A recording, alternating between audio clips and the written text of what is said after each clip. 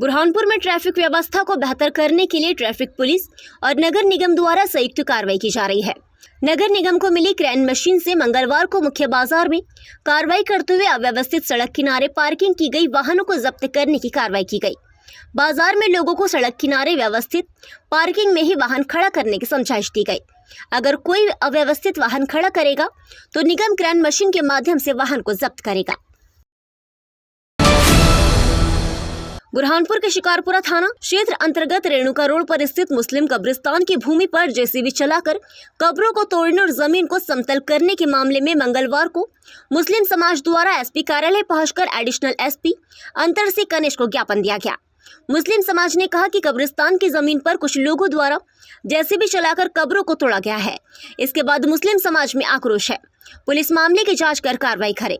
Additional SP ने कहा कि मुस्लिम समाज से शिकायत मिलने के बाद मामले की जांच की जा रही है। जांच के बाद कार्रवाई की जाएगी। शिकारपुरा एप्पल हॉस्पिटल के सामने, पुराना एप्पल हॉस्पिटल के सामने, वहाँ पर सारी कब्रें, मज़ारें, जो पुरानी मज़ारें हैं, पक्की मज़ारें हैं, वो सारी जेसीबी से तोड़ दी गई, जिसकी इनके पास ना कोई जेसीबी की परमिशन और ना कोई अथॉरिटी है। इन्होंने सारी कब्रें तोड़ दी। किन्होंने तोड़ी है? इन्होंने जो भी इसमें है तुम्हारा नौमान खान एंड पार्टी। कौन है ये? पूर्व पार्षद हैं। किस मकसद से तोड़ी है और क्या? It is very clear, intention is clear. आप समझ सकते हो क्या इंटेंशन है इसके पीछे। इसको कोई बोलने की ज़रूरत नहीं है कि ये क्यों जगह साफ़ कर रहे हैं। अपना घर साफ़ करके अपनी गली साफ़ करना चाहिए। कब्रिस्तान में आके पूरा बुलडोजर चला रहे हैं। बुलडोजर चलाने के लिए पैसा लगता है, वो पैसा क्यों खर्चा कर रहे हैं वहाँ आके? आपने इस संबंध में किस से शिकायत की है आपने? इस संबंध में एसपी साहब, कलेक्टर साहब और संबंधित थाने में भी शिकायत कर दी उन्होंने। क्या आश्वासन मिला आपको? आश्वासन पर देख रहे हैं, जाँच चल रही है। 8 दिन हो गए आज जाँच चल रही है। कितनी ज़मीन है वो? कितना? वो 2 एकड़ 16 डिसमिल है वो जगह। अच्छा, किस समाज की है, किसकी है? पहले अभी तो समाज में वक्फ में चली गई है। वक्फ में चली गई मतलब गवर्नमेंट की प्रॉपर्टी। नो वन इज उसका मालिक ही नहीं है। कोई मालिक है उसका कोई थोड़ी है। वो तो सारे लोगों की है। सारे मुस्लिम लोगों की आस्थाएं उसके साथ जुड़ी है। मेरे अकेले परिवार की नहीं, और हज़ारों लोगों के परिवार वहाँ हैं, उनकी आस्थाएँ जुड़ी हैं। क्या नाम है आपका? महमूद खान। समुदाय के एक पक्ष के लोग आए थे। इनका कहना था कि इनकी ज़मीन पे किसी प्रकार का जेसीबी चला करके कुछ कब्रें हटा दी गई हैं। तो इस बारे में उन्होंने एक आवेदन पत्र दिया है। तो इस आवेदन पत्र की जांच करवा के इसमें जेसीबी कार्रवाई बनती है, साक्ष्य के आधार पर वो कार्रवाई हम करवाएंगे। बुरहानपुर के रेलवे स्टेशन पर नेशनल रेलवे मजदूर यूनियन द्वारा पुरानी पेंशन बहाली की मांग को लेकर मंगलवार से हड़ताल शुरू की गई है। रेलवे कर्मचारियों ने सुबह 9 बजे से लेकर शाम 5 बजे तक स्टेशन परिसर में बैठकर नारेबाजी कर विरोध दर्ज कराया। भुसावल मंडल अध्यक्ष पुष्पेंद्र कापड़े ने बताया कि नई पेंशन स्कीम का विरोध और पुरानी पेंशन बहाली की मांग को लेकर देश भर में रेलवे कर्मचारियों द्वारा हड़ताल की जा रही है। 11 जनवरी तक ये हड़ताल निरंतर जारी रहेगी। अगर फिर भी सरकार द्वारा मांगों का निराकरण नहीं किया जाता है तो देश भर में आंदोलन किया जाएगा। आप लोग आए थे नवंबर महीने में, हमने आगामी हड़ताल के मतदान करवाया था कि न्यू पेंशन स्कीम को बंद करके ओल्ड पेंशन स्कीम लागू करनी। तो उस समय 99% कर्मचारी इस पक्ष में रहे हैं। उसका ये पहला क्रम है। 8 तारीख से 11 तारीख तक पूरे भारतीय रेलवे के 12,60,000 कर्मचारी भूख हड़ताल में सहभागी हैं। अपनी अपनी ड्यूटी एडजस्ट कर करके अपनी अपनी पारी के अनुसार भूख हड़ताल पर बैठ रहे हैं। हमने 8 तारीख से लेकर 11 तक सुबह 9 से शाम 5 तक रखा है।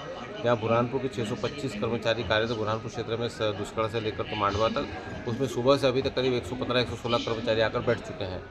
हम उसी क्रम में आज यहाँ पर बैठे हुए हैं। कब तक चलेगी हड़ताल? ये 11 तारीख तक चलेगी। 1/1/2004 के बाद ऐसे कर्मचारी जो पुरानी पेंशन से वंचित हैं उनको पेंशन मिलनी चाहिए। उनका आर्थिक संबल है, इसके लिए हम लड़ रहे हैं। बुरहानपुर के ग्राम बोदरली की महिलाओं ने गांव में शराबबंदी की मांग को लेकर मंगलवार को कलेक्टर कार्यालय पहुंचकर मुख्यमंत्री मोहन यादव के नाम ज्ञापन दिया। महिलाओं ने कहा कि हमारे गांव में अवैध शराब की बिक्री की जा रही है, जिसके कारण इसका असर गांव के युवाओं पर पड़ रहा है। शराब पीकर पुरुष आए दिन नशे में महिलाओं के साथ मारपीट कर रही है, जिससे गांव का वातावरण बिगड़ रहा है।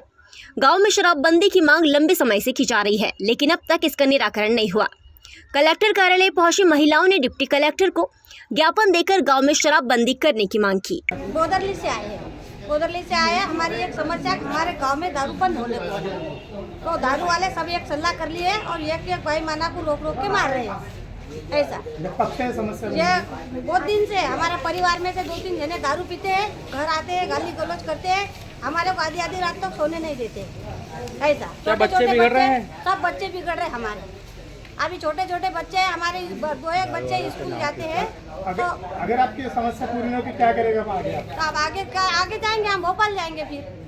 किससे मिलेंगे? हाँ, सीएम से शिकायत करेंगे। क्या नाम है आपका? मेरा नाम कौन ठेकेदार है जो दारू वहाँ पर बेचते हैं? दारू तो सब पूरा आधा गांव गिरा रहा है। अभी देखा गया कि सिर्फ महिलाएं ही आई हैं दारूबंदी हाँ, को लेकर, 2 कोई बार पुरुष आ गए। आप लोगों के हम साथ में कोई पुरुष नहीं है? है एक भाई है हमारे साथ में, 2 जने आए।